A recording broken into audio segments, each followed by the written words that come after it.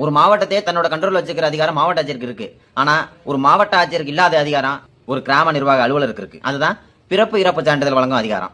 ஒரு கிராமத்துல பிறப்போ இறப்போ நிகழ்ந்துருச்சுன்னா அது சர்டிபிகேட் கொடுக்குற அதிகாரம் விஓக்கு தான் இருக்குது.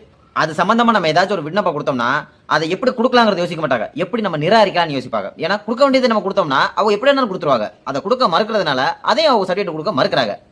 அதுல முதன்மையா இருக்கிற காரணம் செத்து போயிட்டானால முதல்ல போய் டாக்டர் சர்டிபிகேட் வாங்கிட்டு வா அப்படின்னு சொல்றாங்க. வைத்தியம் பார்த்தா தானே சர்டிபிகேட் கொடுப்பாரு. வீட்டுல செத்தவர்களும் எப்படி சர்டிபிகேட் கொடுப்பாரு? ஏதா இருந்தாலும் 19 ரூபா போய் டாக்டர் சர்டிபிகேட் வாங்கிட்டு வா. செத்தது டாக்டருக்கே தெரியாது என்னன்னு சர்டிபிகேட் கொடுப்பாரு. இதுக்கெல்லாம் எதிரா ஒரு சுற்றறிக்கை ஒண்ணு பிறப்பு இறப்பு பதிவாளர் சென்னையில் இருக்காருல அவர் அனுப்பிச்சிருக்காரு. வீட்டுல நடந்த டெத்துக்கெல்லாம் இறப்பு பதிவு நீங்க பதிவு பண்ணாம இருக்கக்கூடாது, அதுக்கான சான்றிதழ் நீங்க கொடுத்துடணும், மறுக்கக்கூடாது அப்படிங்கிற ஒரு சுற்றறிக்கை அவன் விட்டுருக்காரு. அதை நான் இந்த வீடியோ கீழே டிஸ்கிரிப்ஷன்ல இணைச்சிருக்கேன். எடுத்து பயனெடுத்துக்கோங்க. உங்களுக்கு தெரிஞ்சவங்களுக்கு ஏதாச்சும் போராடிட்டு இருந்தாலும் இந்த லிங்க் அப்படியே உங்களுக்கு ஷேர் பண்ணி விடுங்க. அவங்களும் இந்த லிங்கை பயன்படுத்தி அவங்க உரிய இதில் விண்ணப்பிச்சு வாங்கிட்டோம். மேலும் சட்ட தகவல்களுக்கு நம்மளோட சேனலை சப்ஸ்கிரைப் பண்ணிக்கோங்க.